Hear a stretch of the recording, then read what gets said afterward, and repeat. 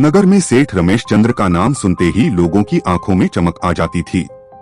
उनकी दौलत की चर्चा चारों ओर थी, सोने चांदी के व्यापार से लेकर रेशम और मसालों तक। सेठ का हर कारोबार फल फूल रहा था। उनका विशाल बंगला, जिसमें नौकर चाकरों की फौज थी, नगर की शान था।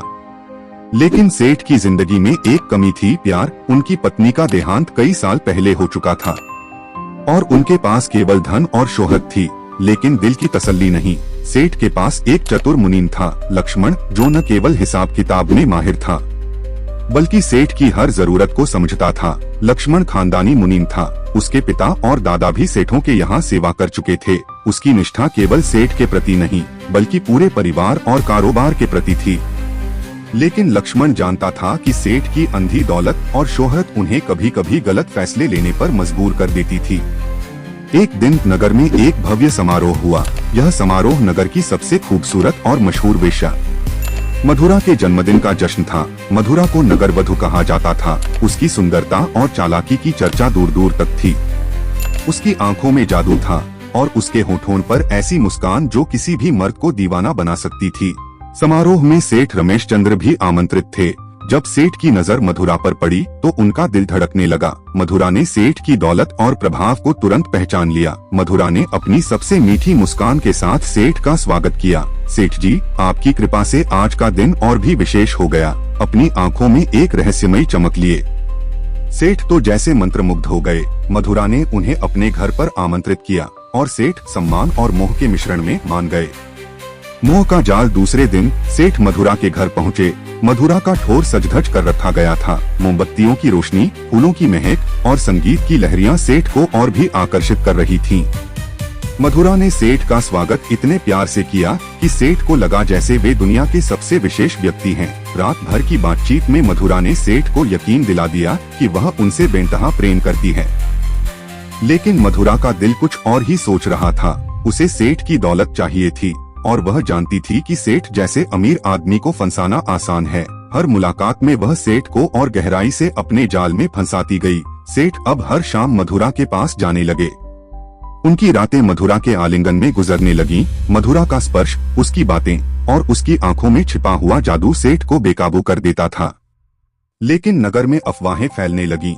सेठ के कारोबार पर असर पड़ने लगा। व्यापारी उनके फैसलों पर सवाल उठाने लगे। लक्ष्मण मुनीम को यह सब नागवार गुजर रहा था। वह जानता था कि मधुरा की नीयत साफ नहीं है। एक रात जब सेठ मधुरा के पास से लौटे तो लक्ष्मण ने उन्हें टोक दिया। सेठ जी, आप गलत रास्ते पर हैं। वह वेश्या आपको प्रेम नहीं बल्कि आपकी दौलत चाहती है। सेठ गुस्से से लाल हो गए। तुम मेरी निजी जिंदगी में दखल मत दो लक्ष्मण। मधुरा मुझसे प्यार करती है।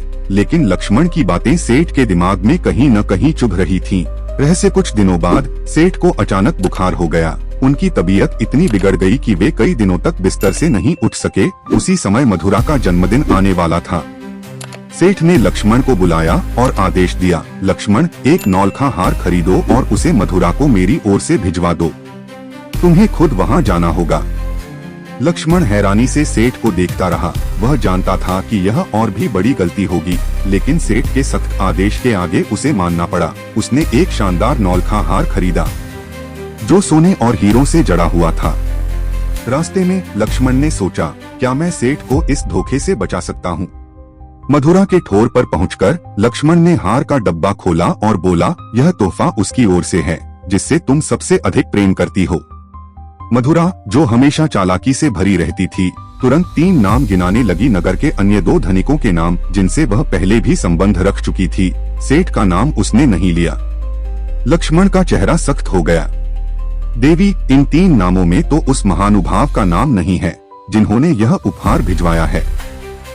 मधुरा की मुस्कान गायब हो गई। सामने चमकता नौलखा हार था, लेकिन अब उसकी कीमत उसके लिए कुछ और थी।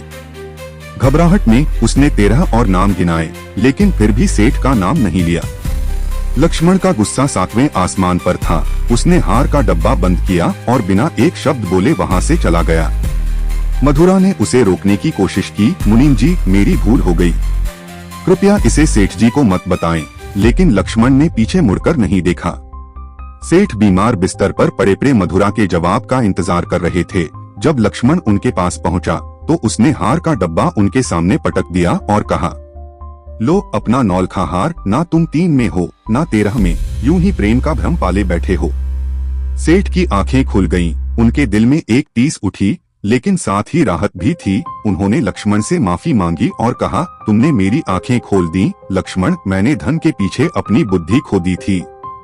लेकिन कहानी यहीं खत्म नहीं हुई। मधुरा को लगा कि उसने एक बड़ा मौका गवा दिया है। वह सेठ को फिर से अपने वश में करने की योजना बनाने लगी।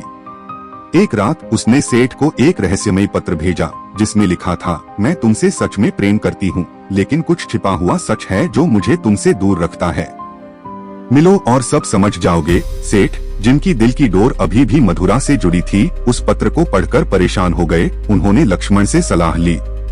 लक्ष्मण ने सुझाव दिया, सेठ जी, यह उसकी एक और चाल हो सकती है, लेकिन अगर आप सच जानना चाहते हैं तो मैं आपके साथ जाऊंगा।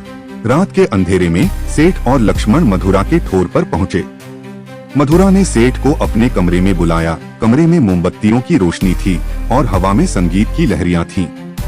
मधुरा ने सेठ को अपने करीब खींचा और फुसफुसाई, रमेश, मैं तुम्हारे बिना जी नहीं सकती, लेकिन मेरे पास एक राज है जो तुम्हें डराएगा। सेठ की सांसें तेज हो गईं। मधुरा की आंखों में एक रहस्यमय चमक थी और उसकी सांसों में एक सम्मोहन आया। मधुरा ने सेठ को अपनी बाहों में ले लिया और उनके बीच एक जादुई पल आया। लेकिन तभी एक शोर हुआ, दरवाजा खुला और एक मास्क पहने आदमी ने कमरे में प्रवेश किया। लक्ष्मण, जो बाहर पहरा दे रहा था, तुरंत अंदर दौड़ा। मास्क वाले आदमी ने एक चाकू निकाला और मधुरा की ओर बढ़ा। सेठ और लक्ष्मण ने मिलकर उसे पकड़ लिया। मास्क हटाने पर पता चला कि वह मधुरा का पूर्व प्रेमी था, जो उसकी दौलत और सेठ से जलता था। अंतिम सच और नया शुरुआत। सारी सच्चाई सामने आने के बाद मधुरा ने स्वीकार किया कि वह सेठ से प्रेम नहीं बल्कि उनकी दौलत चाहती थी। लेकिन इस सस्पेंस और खतरे ने सेठ को और मजबूत बना दिया। उन्होंने मधुरा को माफ कर दिया, लेकिन अपने दिल को बंद कर लिया। लक्ष्मण की चतुराई और निष्ठा ने सेठ को न केवल धन बचाया बल्कि उनकी जिंदगी भी। सेठ ने अपनी सारी दौलत का एक हिस्सा दान में दे दिया और एक नई जिंदगी शुरू की, जहां धन से ज्यादा मूल्यवान चीजें थीं। लक्ष्मण को उन्होंने अपना सबसे बड़ा साथी माना और नगर में उनकी दोस्ती की मिसाल दी जाने लगी।